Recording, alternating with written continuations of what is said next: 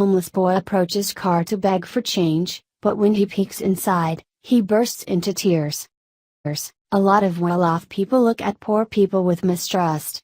They assume that people asking for money on the streets are delinquents or thieves on the lookout for anything they can get their hands on. But in truth, people living in poverty often turn out to be more generous and empathic than those who live comfortable lives.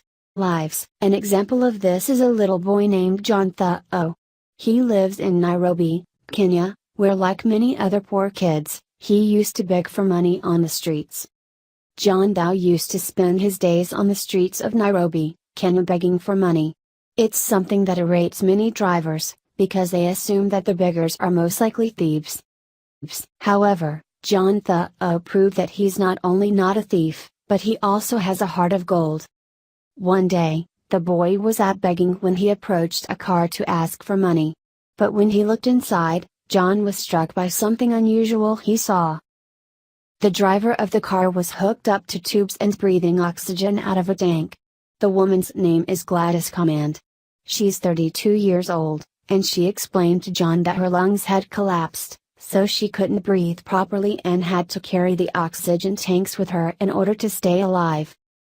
John was shocked to realize that in spite of his poverty, there are people in the world who are worse off than he is, because they don't even have their health.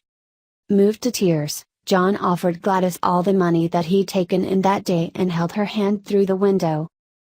A passerby noticed the incident, took some photos, and told the story on the internet. And within a few days, the story had gone viral and triggered a chain of events that would change both John and Gladys' lives forever. After Gladys' story spread, thousands of donations poured in. In total, kind-hearted strangers contributed $80,000 to enable her to travel to India and receive treatment. And how is John doing? Well, after all of the attention he received on social media, he was finally rescued from the streets and adopted into a loving home. The woman who adopted him, Nisi Wambugu, also gave him the opportunity to start studying. In the end, John's gesture of kindness helped not just Gladys, but also gave him a mother and a home.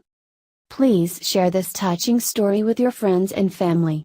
And let them know that sometimes all it takes for a miracle to happen is a little human kindness.